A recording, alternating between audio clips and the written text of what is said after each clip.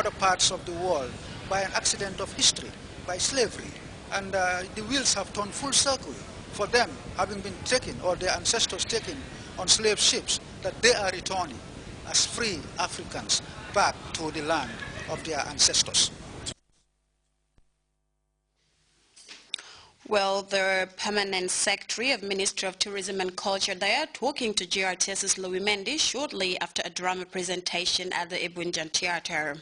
A delegation comprising officials of the College of Management and Information Technology from Nigeria has recently called on the Minister of Higher Education, Research, Science and Technology at his office. The visit provided delegation and Higher Education Minister officials the platform to discuss a host of development issues. Rahibite has details in this report. The visit of the chairman of Council of the American International University and College and the College of Management of Information Technology in the Gambia was prompted by the laying of the foundation for the College of Management and Information Technology. This new development is part of the call for the Ministry of Higher Education, Research, Science and Technology for the private sector to invest in the country's education sector so as to contribute to the development of the country through providing quality education. The introduction of higher education up to university level is said to have great impact on the development process of the country, a drive that the American International University of West Africa has been strengthening by providing scholarship for Gambians. The university sponsored 40 students, Gambian students, with fully covered scholarship. They are about to graduate. 40. In the area of medicine, in various disciplines, in various specializations of the field of medicine. This year, Dr. Shukla, extending his generosity and the generosity of his university, they have again given us 30 more scholarships for Gambians. So, the batch graduating now, we will have 40 graduates who are being educated free. And they have given us 30 more.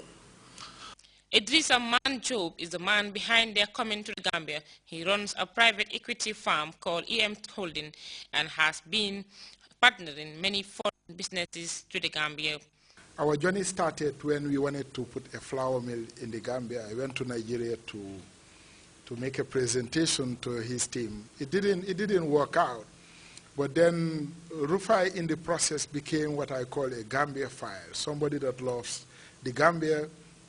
He kept coming, hoping that one day he'll find something to do.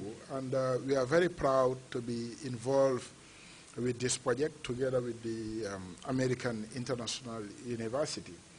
And in that, I want to now respond to the call that the government has been making to the local private sector. And the private sector, when it comes to education, it's not just for investment. As part of the visit, the officials of the AIU and CMIT were introduced to the programs and plans of the Ministry of Higher Education, Research, Science and Technology in a view of gaining support from partners for the effective implementation of projects. After a thorough presentation, the officials of the AIU and CMIT expressed their commitment to support as well as point out key areas that the ministry could consider. One of the things which was presented today was the Kanilai Institute of Science and Technology. Let me put it briefly. We want to see it succeed. We want to empower that. We want to empower the students because ultimately it's going to benefit the country. American International University and CMIT, through CMIT, can provide lecturers who are giving can provide teaching facilities, can provide lecturers and professional teachers. Educational tourism is one of the highest earner of tourism revenue. Educational tourism. There are countries outside of Africa whose revenue from tourism, 70% of it comes from educational tourism, because they are only educational states. When a school is established and the doors of the school are open to foreigners, The students come. They stay all year round. They spend money all year. Your tourists come and spend only 2 months and go back. Partnership like this can boost the Ministry of Higher Education, Research, Science and Technology's drive of providing quality education for Gambians, as well as providing highly educated people for the country's job market. Rahibite, GRTS. The Regional Agricultural Directorate of the West Coast Region, in collaboration with the National Agricultural Land and Water Management Development Project, NEMA, recently conducted a field visit to project sites in Bullock Village, Forney Berefet District. The trip, as we hear in this report by Winifred Nicole Hadibart, seeks to discuss with beneficiary farmers of the village on the sustainable management of a 400-meter recently constructed by NEMA, as well as popularizing sickle harvesting of rice among farmers. For this field trip by personnel of the Regional Agricultural Directorate and the National Agricultural Land and Water Management Development Project is to discuss with farmers the sustainable management of the dike recently constructed by NEMA, as well as popularize the use of sickle in rice harvesting. The idea here is to reduce post-harvest losses. Speaking at the occasion, the Governor of West Coast Region, Alhaji Lamin Sane, commended the women of the area for being steadfast in the drive to actualize the President's ambition of realizing food security by 2016. He acknowledged the importance of the field day, noting that it will expose farmers to best farming practices in order to increase their productivity. Governor Sane thanked the Department of Agriculture and NEMA for coming to the aid of the farmers in the area. He further appealed to farmers to be cooperative for the sustainability of the dike.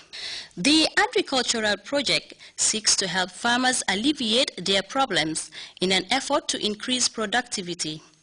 The Deputy Director General of the Department of Agriculture, Falalo Toure, urged farmers to keep their own seeds to avoid delay in sowing, adding that the government cannot be providing seeds for farmers every year.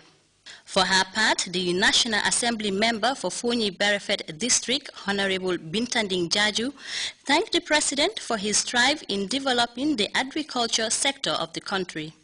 She also urged the Department of Agriculture to conduct more campaigns in order to popularize sickle harvesting among rice farmers in the country, saying that it avoids waste of time and produce.